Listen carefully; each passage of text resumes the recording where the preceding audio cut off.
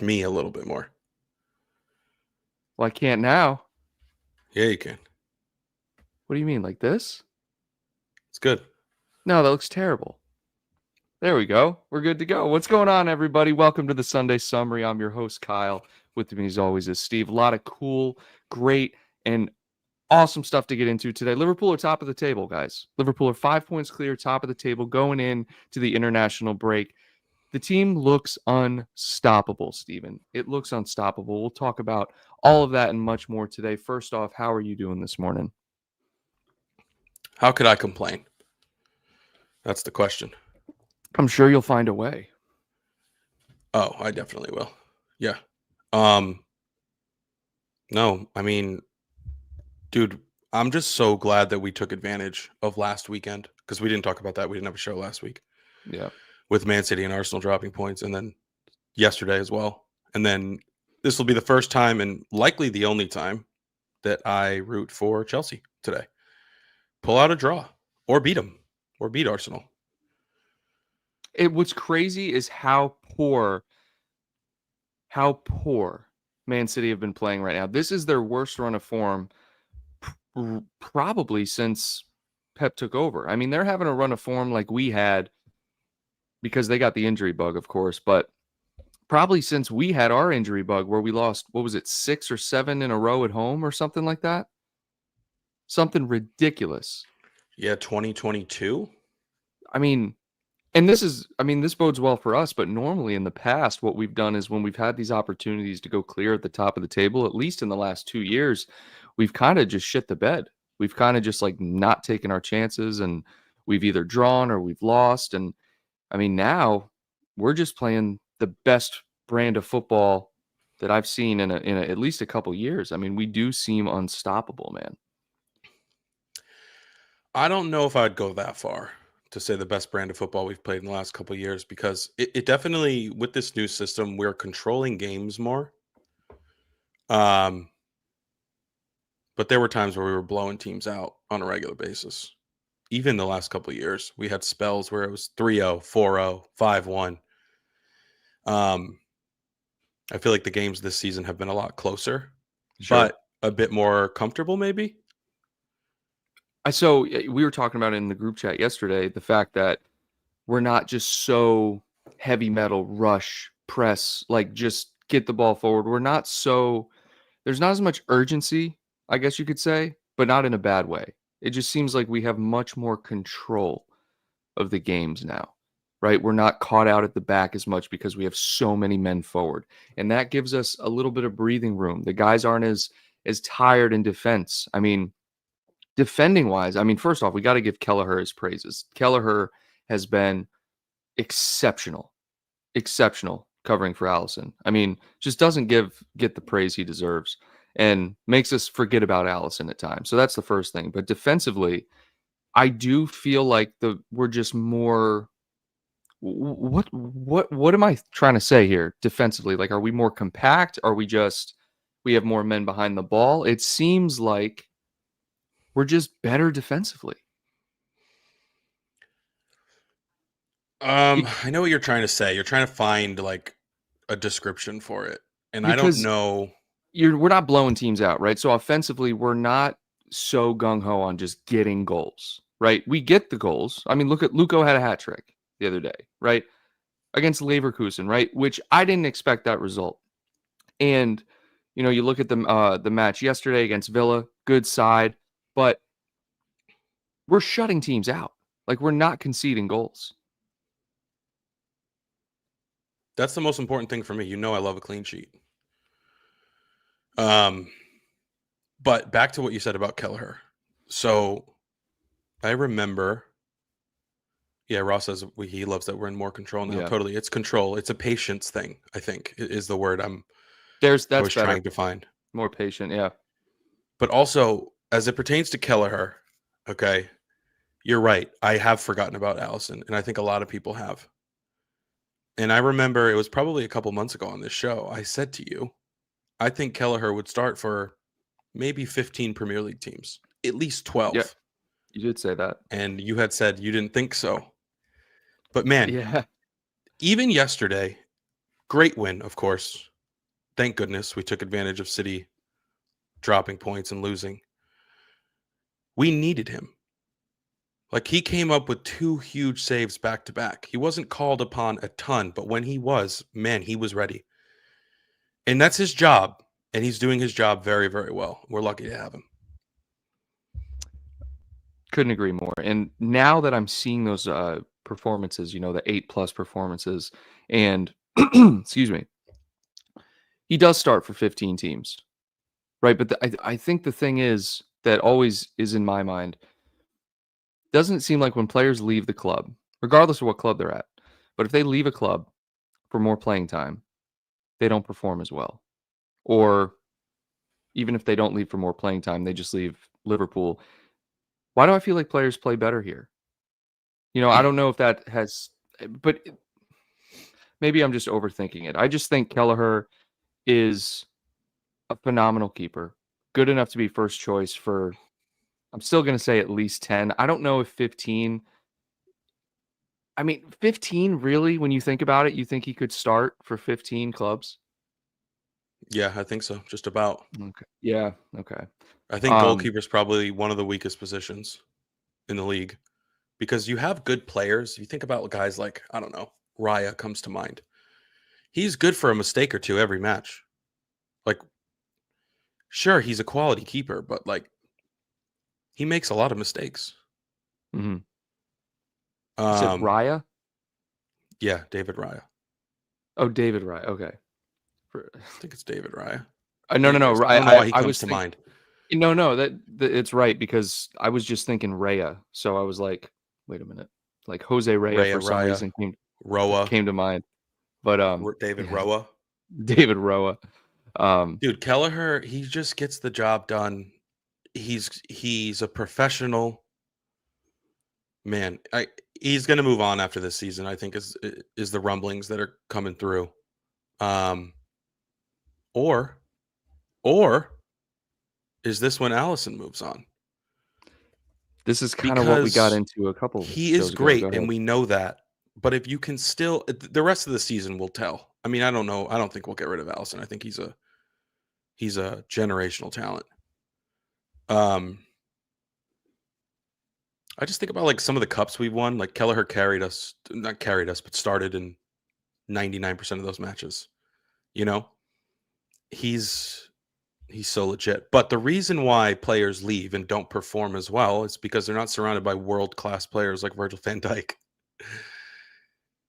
So I think Kyle's frozen here. I know he's back now. I'm back now. Yeah, I can't open another tab.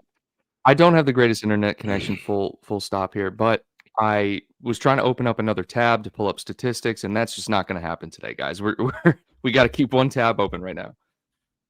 I can look at statistics if need be, but Kelleher, if he goes somewhere else, it would likely be a smaller club, I would imagine. You never know, but he's not going to be surrounded by world-class players. So he will not have the same look and feel to his performance and his form right now. And that's the case with a lot of players. How many players have we sold that have gone to bigger clubs? How many bigger clubs are there? Right? Like maybe zero? Great question. Maybe one? Yeah. Two? I don't know. When I say bigger, I mean like in better form. I know what you mean. Yeah. Right? Challenging for titles consistently. It's probably City and Madrid right now. Those are really the only two you could make the argument for. Yeah. So when we sell players, they typically don't go up. I guess you could maybe consider lateral like Sadio Mane to Bayern, but he didn't perform. Coutinho to Barca, right? The first thing that comes to mind is Coutinho to Barca. Yeah. So looking at Kelleher's ratings, I was able to see it, before my internet connection went kaput. Rating of 6.86 this season.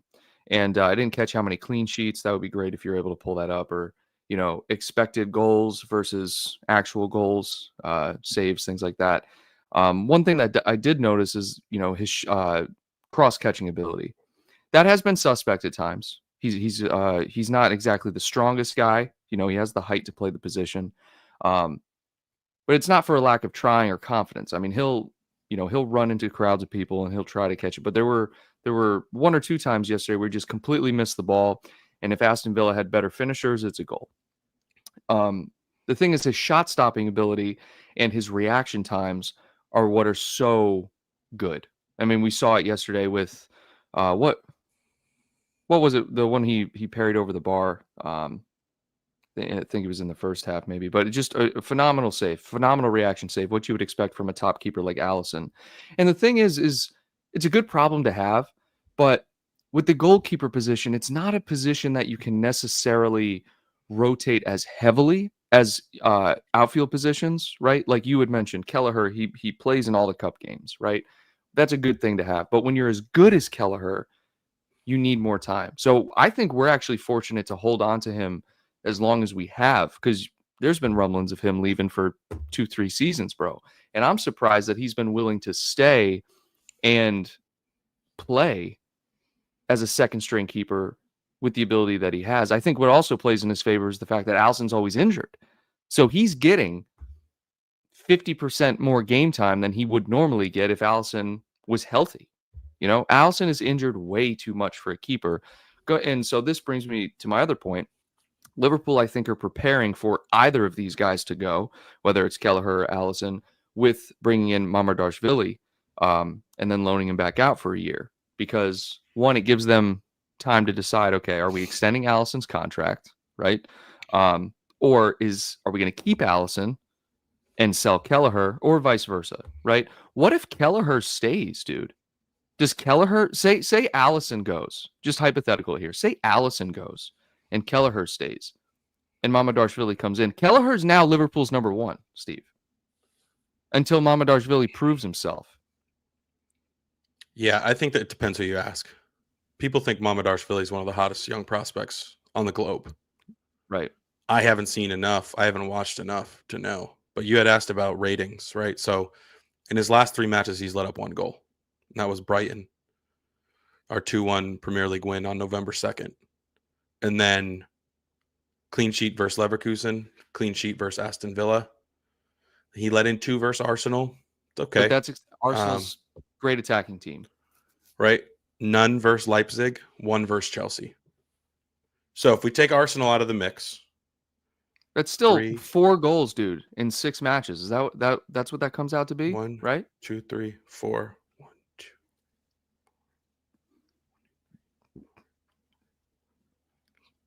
6 matches. 1, 2. Oh, math is hard. Steve's really struggling. 5. 5. Okay. This is tough. No. 4. Yeah, 4. I thought it was 4. Yeah. But that Arsenal match is right carrying that number. Yeah. So in the last, we'll call it 300 minutes he's played, he's let in 1 goal. It's just at this top level, it's really a really good performance. It is. When you watch games, especially in the Premier League, man, like any match can be 4-2, 5-4, 3-3. But yeah, part of it doesn't. System, I think. And Slot, I remember Slot had this quote a couple of weeks ago where, he said, journalists say there's no easy match in the Premier League, but then they're telling us that we haven't been challenged yet. Do you remember that? And it's a good point. Like we were talking about it too, the fact that Liverpool, maybe they haven't been challenged yet until they played Arsenal. But any team can put 4 past you. Every team has quality, man. And you can obviously make the argument for, Wolves being trash or Southampton being trash. But even so, I mean, some of these teams have really good players. I do want to take a quick break and go over to the chat and just say good morning to everyone because I didn't do that this morning. Good morning to Ross, Lyle, Bonkers, Supreme, Ardio, Liz is in here, Oyvin's in here. Hannah, good morning to everyone. LFC Aaron, good morning to all you guys. Appreciate you guys tuning in and supporting. And thank you to Liz for the 1 membership she gifted. Always gifted memberships. We really appreciate the support, guys. And am I missing anyone? Shayna, good morning to everyone. Make sure you leave your thoughts throughout the show in the chat, guys. Tony's in here as well. Good morning to everyone. So, we talked about Kelleher as well, but how about the performances yesterday from everyone else, man? I mean, Darwin, much needed goal. a chance that he's hit the post in the past. That almost exact scenario, he's hit the post before.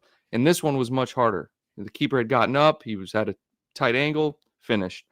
But then the second chance and the third header. He should have had a hat trick yesterday. Is he missing too many chances, man? I saw someone in here say this might be his last year. He misses too many chances. I don't know if I'd go that far. I wouldn't go that far either. I mean, I feel like that's something you can correct and work on. I don't know, man. It's tough. It's tough to see. It's also tough to put it into words in terms of like what's happening. But his work rate, the fact that he's playing is huge. It's huge for him. He's playing a lot right now. His work rate is second to none as far as I'm concerned.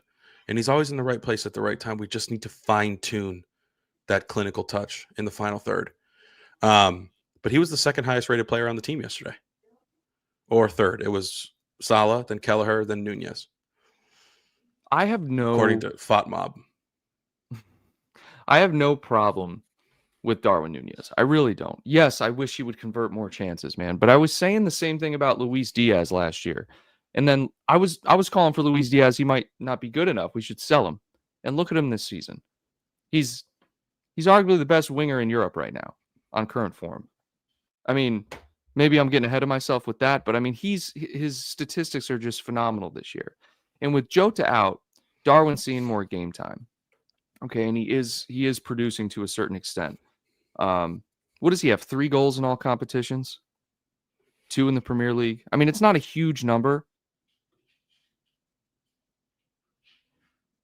I don't even know. Let's take a minute on that. I can finish this thought. But, you know, with Jota being out, Darwin, he's really our only other, striker. We saw Gakpo play. I guess you could say Gakpo played in the false 9 or the striker position midweek. But, we know Gakpo's better on the wing, even though Klopp tried to play him through the middle. Gakpo has been sensational on the wing. It's just he's better out there. Jota's the best finisher on the team, but if Darwin can just convert his chances, like you said, he's always in the right place. He's always going to get chances, and he's got to just convert them. He has 3 goals in all comps. Yeah. 1 assist. 3 goals, 1 assist. How many appearances? Like 10? 12. Yeah, I just don't know. It's 14. 14. That's got to be a better return. But you have to remember, in the beginning of the season, I talked about this a lot. He didn't play a lot. And I don't know how many of those are starts. There can't be too many starts within that bucket of 14 there. I'd say maybe half are starts, if I had to guess. Sure. Most of them coming lately. His confidence was killed in the beginning because he barely played the first 3 matches or whatever. I don't remember how many it was. But back to Diaz. One thing I've noticed recently on social media, things of that nature, is that he is very highly regarded across Europe, especially from supporters of other clubs. We see him every match. We dissect every player every match. We watched him all of last season. But I see a lot of those videos come up where they do fan interviews outside of a Chelsea match or a City match, and they say, who would you rather have, right? Martinelli or Diaz? And then they just list off a bunch of players. Everyone almost always chooses Diaz over a lot of these other like big wingers. Yeah, absolutely. And I was surprised. And I think it's because we have all of our players under a microscope because we watch them play 65 matches a season. But people love Diaz. People really respect his game and think he's a top player. And now the numbers are showing that too, which is nice.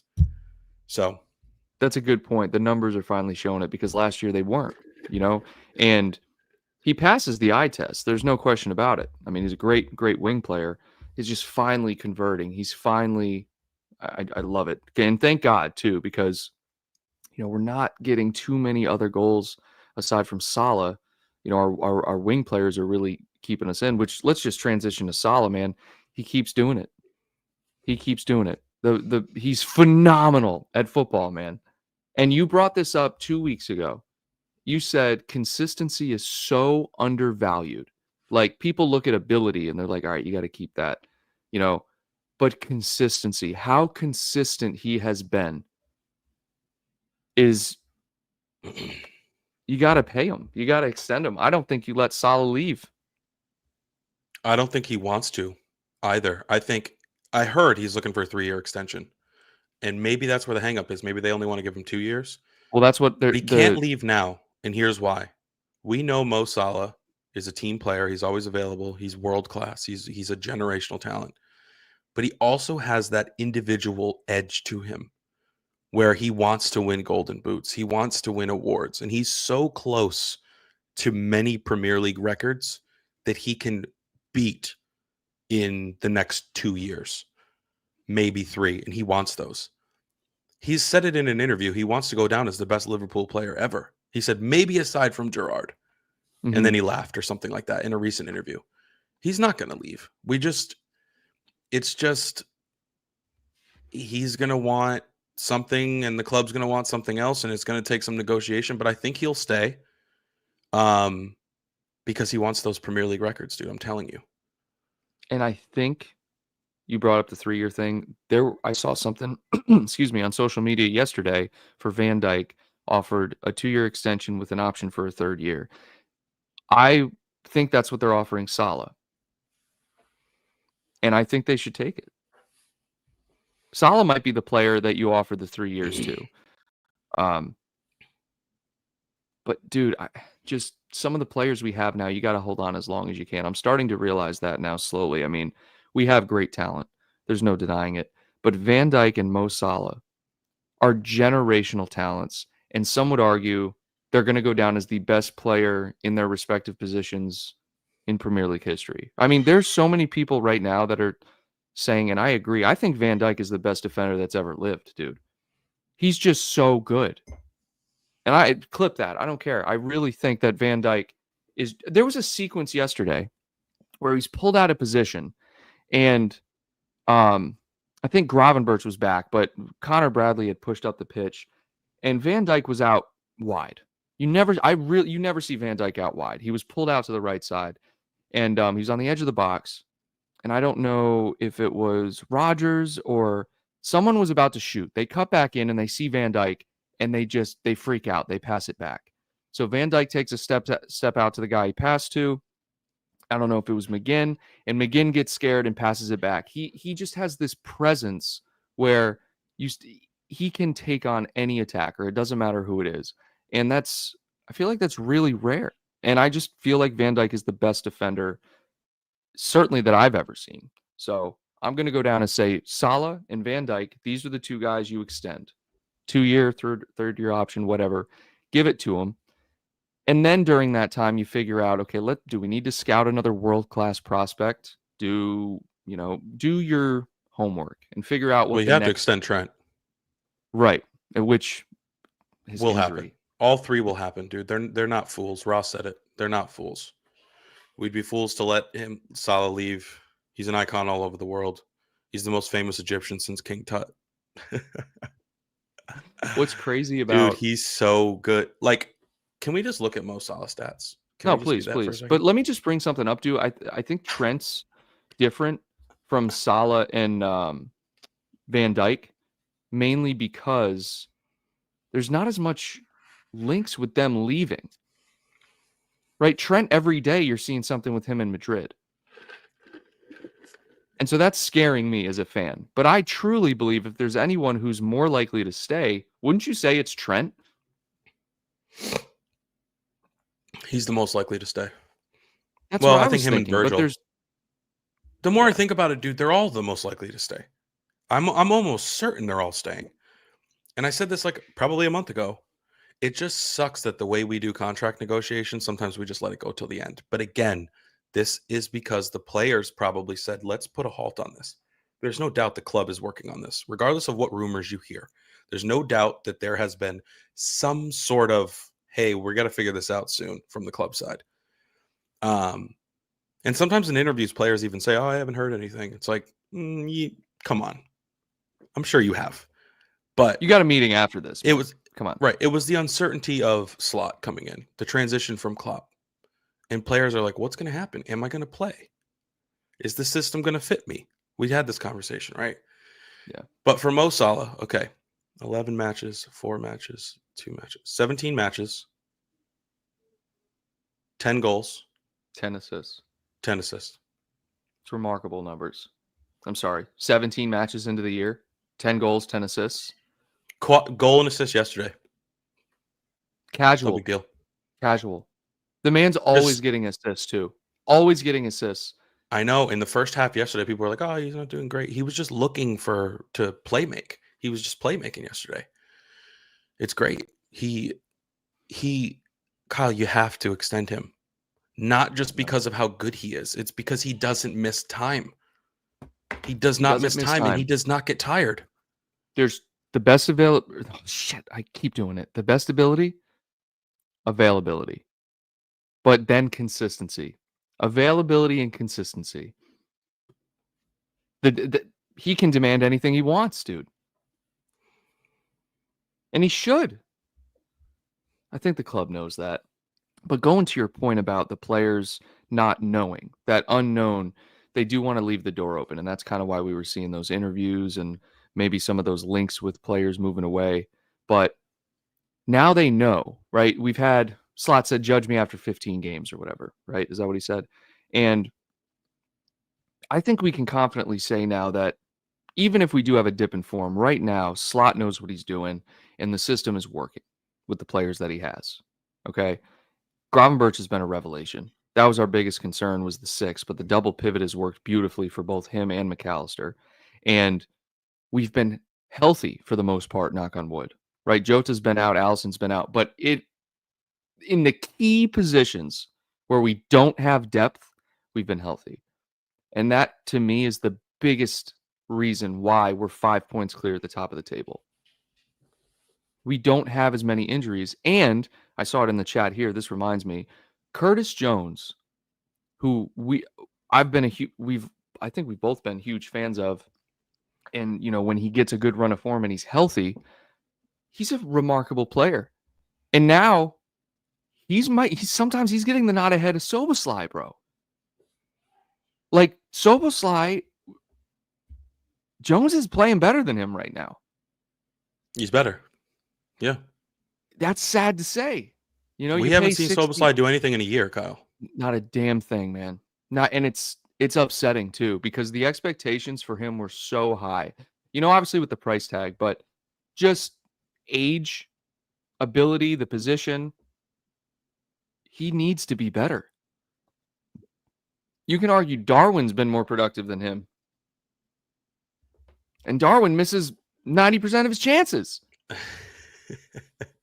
If you would have told me coming into the season that Gravenberch would outshine McAllister, Elliott, Szoboszlai, I would bet my life savings that you were wrong. The Kyle, what's different between this year and last year besides the manager? What's different?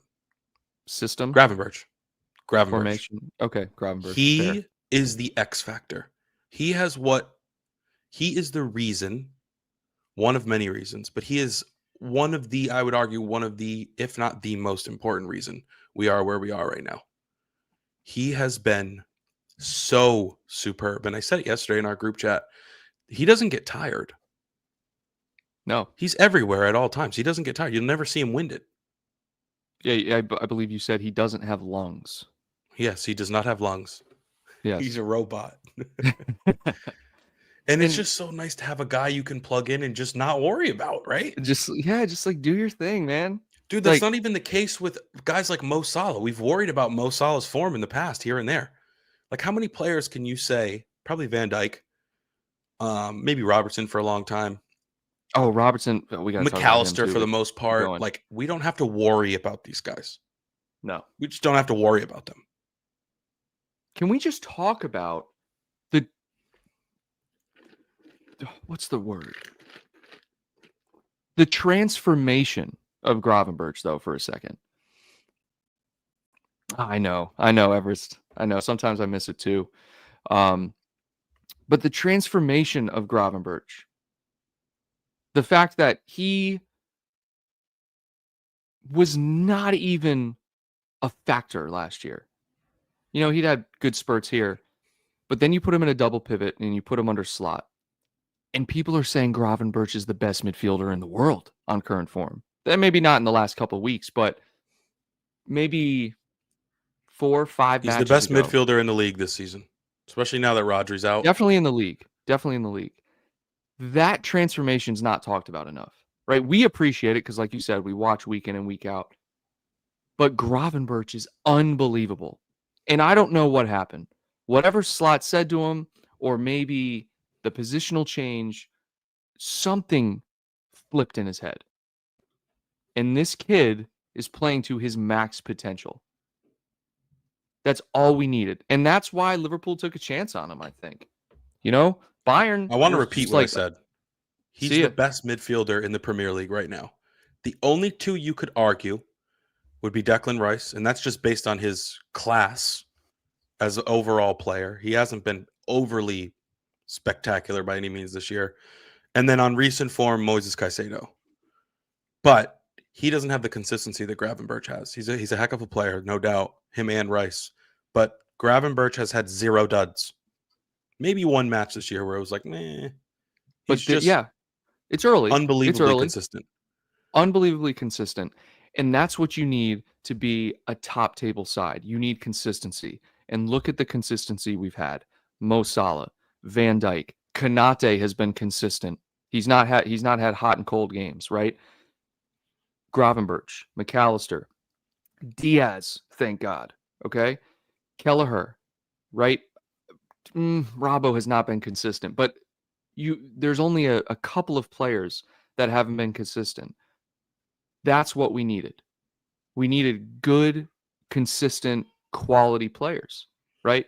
And now Jones is finding some consistency, and he's overtaken Szoboszlai, And, I see some people in here talking about Szoboszlai as a runner, and, he puts in the effort, and that's great. I love to see that, because if you're not producing, I need to see some effort. And Szoboszlai and Darwin, you're both doing that.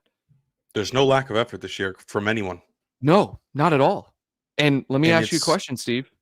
How much of that do you think is down to having the energy? Well, we're still very early in the season, but that could definitely be part of it with the rotation. Not even rotation, dude. Play style. We're pressing. Less heavy metal. Less heavy metal. They press, but they're not constantly pressing. Right. And different guys take the role of pressing. You'll see Szoboszlai get up and pressure the keeper, and Jones will drop back a bit. And then the next time it's Jones running up, or Tsimikas running up to pressure a fullback, and somebody else slides over. They're taking turns, which is great. But Darwin is the king of the press right now, as far as I'm concerned. He is everywhere.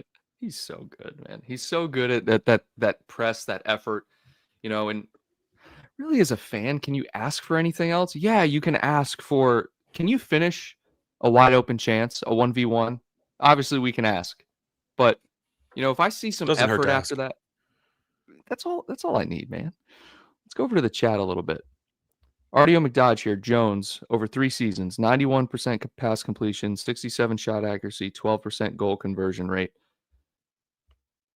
I mean, those numbers are better than Luis Diaz last year. Is this Michael Ramsey? That's Michael Ramsey, no questions. No questions asked. Change his name. Real McCoy. Real McCoy. Oh, man, that's funny. It should be real Michael Ramsey. I don't want you in here talking about rubbish Jones. Because Jones isn't McCoy. rubbish this year. Nelson brings up a good point here, too. Slot still has to bring his own players. At this point, I don't even know if he needs them. Who? No, I'm just saying. He hasn't brought in anyone. So it's like... He's got no players, Kyle. He doesn't need any players. He doesn't have any players. His players went to... What did that dude... Didn't he go to Brighton? No. He had a lot of players that left. Oh, one went to Leverkusen. I can't remember. There was a midfielder. I think he went to Brighton. But anyways, Michael Ramsey says Jones is still rubbish. Yep. All right, here we go. SA Scouser, you saw the links with Tchouaméni, right? No. The old ones or the new ones? No, like a couple days ago. Like No. that Liverpool are having secret meetings with Tchouaméni. Let me tell you something, okay? 6 months ago, you asked me about Tchouaméni. Bring him in right now. Zubamendi 6 months ago. Bring him in. Not even 6 months ago. 3 months ago. Bring him in. Okay? You can't give me a defensive midfielder right now that I would rather have over McAllister and Gravenberch. Could you think of one? Exactly. I can think of some midfielders that are better than them. Better, right. I'm talking so 6 was the concern, right? That's why we're linked with Zubamendi. It was the big talk, right? We're not really playing a 6, dude. There are times in the game, yes, where Gravenberch or McAllister will pick up and play with their back to goal and just be a pivot guy, a 6, a distribution. But I don't see anyone. We might have a good problem here. I haven't heard 6 talk since the beginning of the season. Since Gravenberch started playing, no one has talked about bringing in a good 6. We have to. Somebody said we have to sell Endo. We can't do that unless we bring someone else in. And I like Endo, dude. He's a squad. He's a team player. He's experienced. He'll put in his shift for you. We can use him in the cup games, etc. This I don't agree with. Lyle says, Bajcetic went on loan, so we've got CDM covered. I do not consider Bajcetic at this time coverage at CDM. I don't know how well he's playing on loan. I have no idea. So maybe he's lighting it up and I'm just wrong. But I do think we need like a formal CDM. And maybe it's a double pivot of Gravenberch and whoever we bring in. And then McAllister plays a little bit more forward. I'm not sure. That's the other thing here is the injury part. Yep, exactly. Gravenberch gets hurt, then we're right back to where we were at the start of last season with McAllister playing CDM or maybe Endo, right? Right. Endo. I don't know if was he good trusts for a while Endo last though. year. I don't know what it is. That's the problem. Yeah, I don't think he trusts him. It's so weird. You take Endo's last year under Klopp. Endo was a great player, right? So is it down to the position? He's not playing a true 6, and when he's asked to do that double pivot, is he not great at bringing the ball forward? I mean, that might be it. He might just be a defensive style, like touch and pass guy. That's all he is. I think that's all he is, and maybe that's what I wouldn't trust him in this system.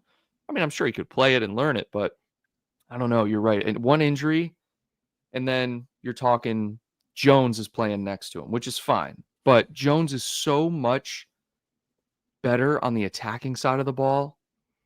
So much better. He's such a creator, man.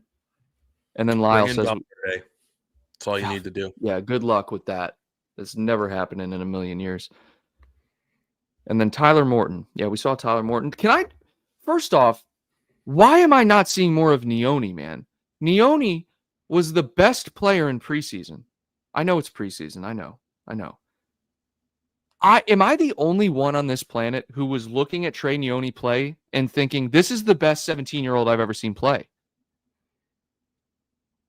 Even when he played, was it in the League Cup when he came on and against Brighton?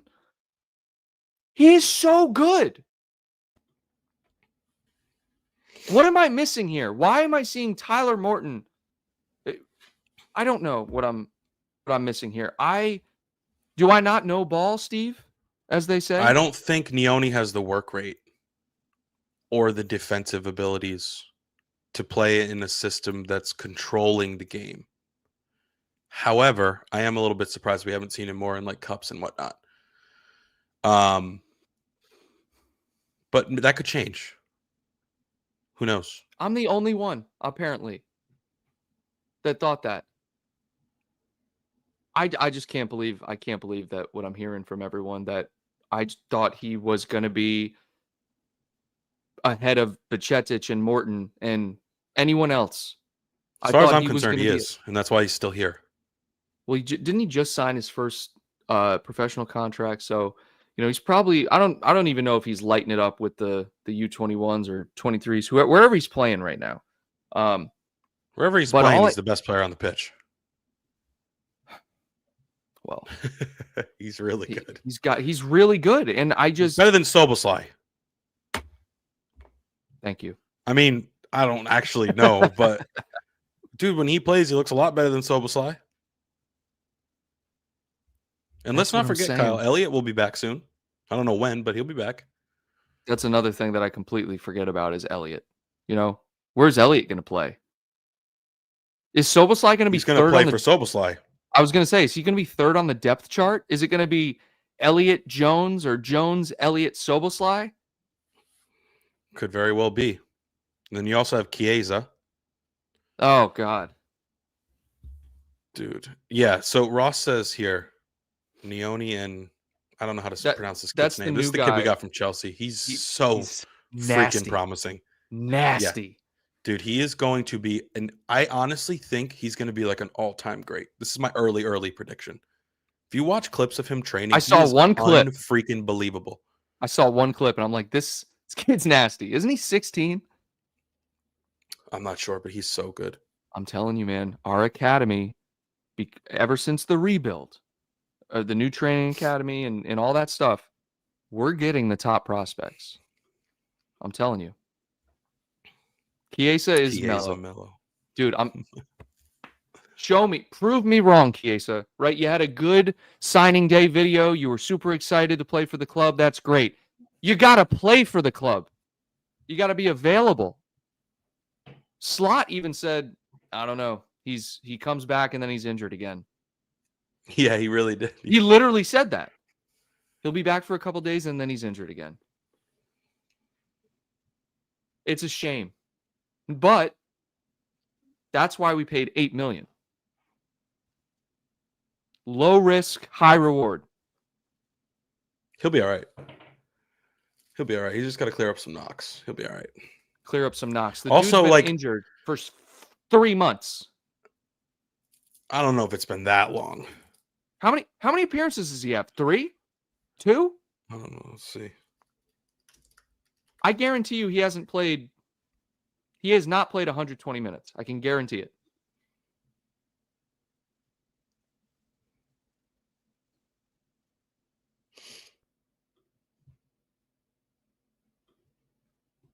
Hit me. Hit me with those stats.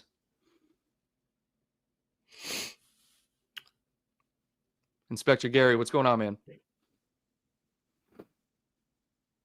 Hit me, Steve. It's not showing me. What, his stats? Who? Chiesa. Let's see. Played 1 match in the Premier League, 1 match in the EFL Cup. How many minutes? I don't even know. Let's see. I'm telling you, it's not even 120. 19. In the Total Premier minutes. League. Okay, 19 in the Premier League, and then whatever he had in the Cup. Just crazy. You know, he's never won a league title. Can you believe that? Dude. All I know is he's a non-factor. Juventus sucks. Huge signing. Yeah, no, they're not good. They're also cheaters, right? I mean, well, that too. That's they're cheaters, but we got him for a steal, right? Guys coming off of he had an ACL injury. He's still in his prime age-wise. And if you can get that for $8 million, why not take a chance on him? It's really you're not going to lose anything, right? And it was the same thing with Melo. It's like if we can get Melo for a $4 million loan fee and then an option to buy for like $7 million or $13 million, whatever the option to buy was, these are all super low risk signings. But Chiesa, he hasn't even been available, dude. I mean, he's approaching like Keita. Like he's not even available to be chosen, Steve.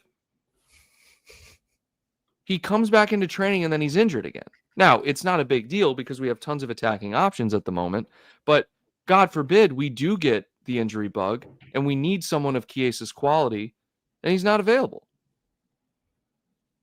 I'm trying to see.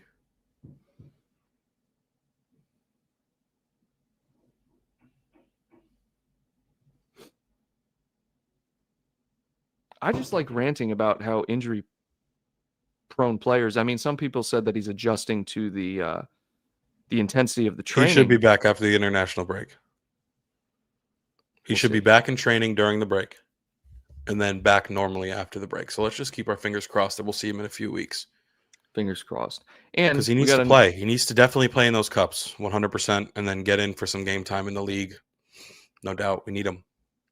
he needs, like, he's going to be the cup guy, right? He should be playing in the cup, and he should be at the end of the cup run. He should be getting a goal or an assist in every game in the cup. I feel like he's that quality, you know? And I don't know, man. It's just disappointing when I talk to you about it, and because I'm not thinking about Chiesa day to day, but then someone brings him up. I'm like, holy crap, we have Chiesa. I forgot we have Chiesa. How long has he actually been out? Like, it can't be that long. No. It's what Slot said, right? Like, he got the injury. It was a couple weeks, and then he came back and he got injured again. You know, it's that thing. He's back for a couple days and he's injured again. Well, Slot just provided this update yesterday that he should be back soon. And then as far as Elliott goes, What was his injury? I can't even remember what his injury was. broken foot, I think. Oh, that's right. Yeah. So he was 8 to 12 weeks.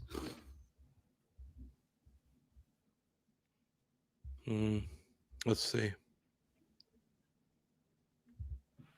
Got a take here in the chat that Konate is the best defender in the league on form from SA Scouser. We'll have to discuss that in a minute. Steve, what's your take? What do you think? I mean, we have the best defense in the league. Him and Van Dijk are both excellent. I don't know if he's the best. I don't think he's better than Van Dijk on any day. No. He's not better than Van Dijk. We know that, right? But all right, this is our 4th season with Konate, right? 4th season, I think. And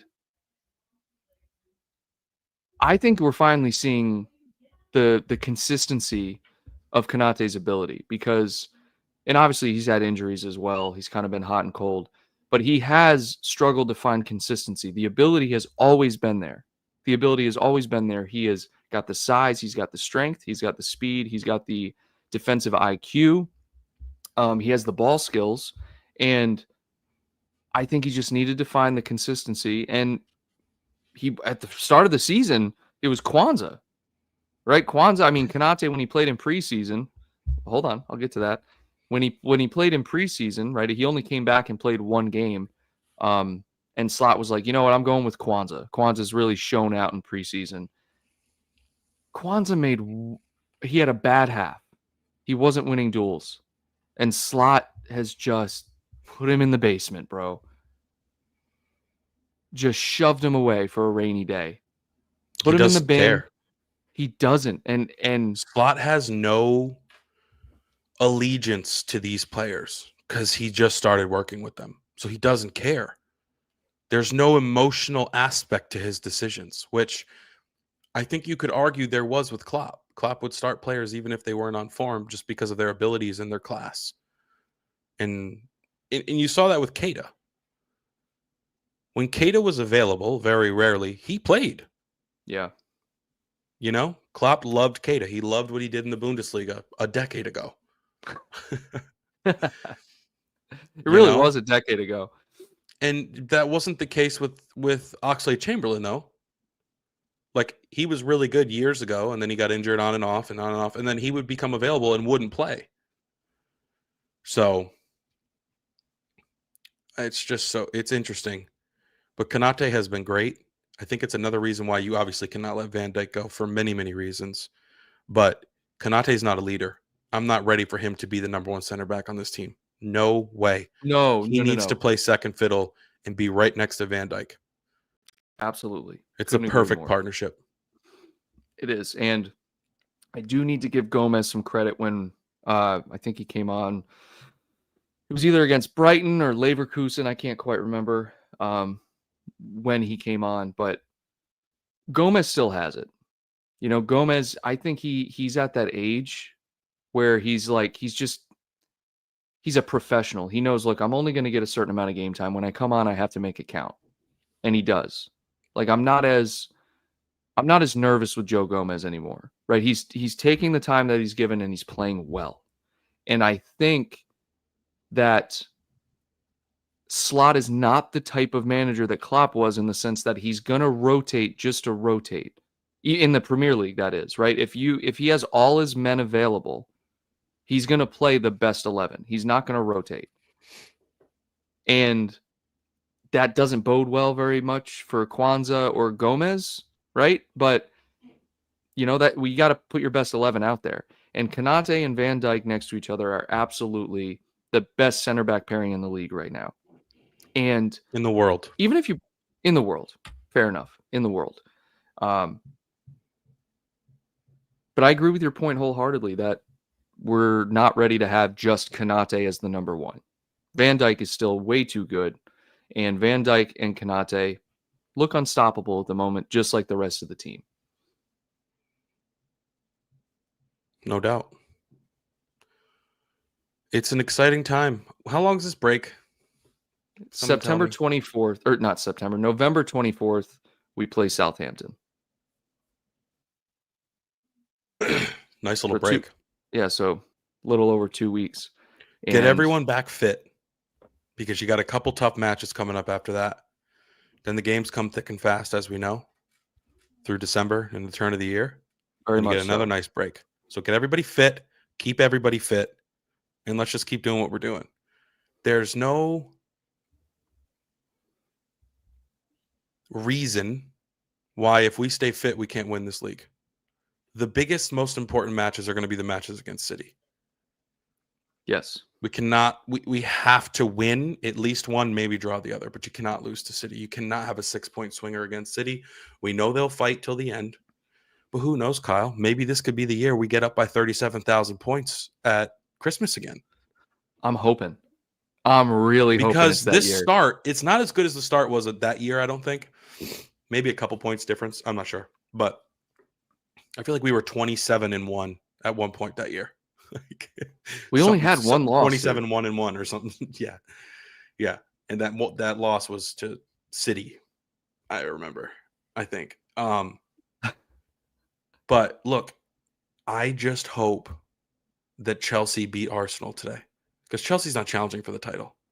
Arsenal could, but if we can go 10 points up on them today, that's huge. We can just stop talking about a 3-horse race for now and back to where we were. Liverpool and City. That's what it should be. That's what it's always been. Or that's what it was for a long time. Yeah. And even to points of last year, before I use this word very carefully because I don't know, but we pretty much bottled the league last year. We had it. We had a lead. We did. And we blew it. We blew it and let Arsenal overtake us there. But aside from 2 seasons ago, it should be a 2-horse race. What you said just then goes back to what I said at the very beginning, where Liverpool have gotten the opportunity this year to make a gap at the top of the league, right? Or go top of the league. And last year we didn't take it. We had several opportunities towards the end of the year where we had an opportunity to go top of the league or make a gap, and we didn't. We either lost or drew or whatever the case is, but we're not doing that this year so far. We have a 5-point lead on City, who are in rough form. But you're right. If we can make the gap on Arsenal even bigger, it gives us some breathing room. And that's nice to have, because when you go and you have head-to-head matches, you're not going to have a great game all the time. Look at Forest, right? You're not going to have everyone's not going to be on. The system's not going to work. You're going to be stale. You're going to have international break hangover, which thank God we play Southampton the first game after the break. That's really nice. But we have a tough run of games coming up with City and Madrid. And I'm so glad that we're in the current form that we are, right? We're in the current state of consistency. We have the players available that we do, but we've taken the opportunities to make this cushion at the top of the league. And I'm telling you, in the long run, because the season's very long, you said the games come thick and heavy. you're going to want that cushion because you're not going to be unbeatable every week. You're not going to be at the top of your game every single week. You need a cushion because losses happen. It's the best league in the world. Yeah, it might come against Southampton. You might draw against Southampton, but you need a cushion because every game matters. What time is this match today? 11:30. Yes. Everybody, vote. Please root for Chelsea. He just said vote. Everyone vote for Chelsea. Vote for Chelsea. Make sure you vote, guys. Oh my God, Make sure you Doug, vote for what's Chelsea. going on, man? Yeah, Ross says if we beat City, psychologically the advantage is ours. Yes. So here's the thing. Let's just say the season continues the way it's going, right? We're up top. City are close behind. It makes 3 games. This Chelsea game versus Arsenal today. I mean, if Chelsea beat Arsenal, we just don't have to talk about Arsenal. Unless we have a crazy dip in form and they start lighting it up. We just don't have to consider them anymore. It's a long season, I get it, but I think it would be 10 points? Is that right? 10 points clear? What, Arsenal? Excuse me. Yeah, we would be 10 points clear if they lose today. I think they'll draw. So I think it'll be a draw. That makes the 2 matches versus Man City the league decider, as far as I'm concerned. Again, it's a long season, but Forest will drop out, Brighton will drop out, Chelsea will keep fighting, but we're already 10 points up on them. I mean, Man United's bottom of the barrel. Who's going to challenge? It's a 2-horse race, as it should be. We're back to where we should be. We've always had the quality, right? We've always had the quality. I mean, I think just the new manager, the new play style, the players being available, I think everything now is just come to fruition. Everything that we knew was possible. I don't know. Someone said it earlier. Maybe Klopp's style was stale, or maybe the players were tired. You know, whatever argument you want to make, take advantage of the opportunities, and that's what this team has done this season. They've taken advantage of City's dip in form, and that's all you have to do. In the head-to-heads, you can get away with a draw, but you can't be losing to Forest. You can't be losing to Southampton, right? You can't drop those games. Yes, you're gonna drop a game here or there, but as long as you don't make a habit of it, you're gonna be where Liverpool find themselves right now, and that's what we need. That's what we need. Steve, closing thoughts, man. Gary's going off in the chat. Maybe a little too much coffee. I missed it completely. It's nothing. Anyways, take it easy, guys. In the chat. Closing thoughts. 9-1-1, 15 goal differential, 21 goals scored, 6 conceded. You love to see it. It's not as exciting as years past, I will say that. It's not my favorite style of football, but we love winning. And who doesn't love winning? Slot is just a businessman. He doesn't care about anything other than winning. And he is an unbelievable manager as far as I'm concerned on this small sample size we have. So, nice international break. We love those. Let's hope everybody stays fit. And yeah, that's all I got. I love those closing thoughts. Just to snowball off of that, Arne Slot is growing on me. Having that, like you said, businessman, no nonsense, tell it how it is.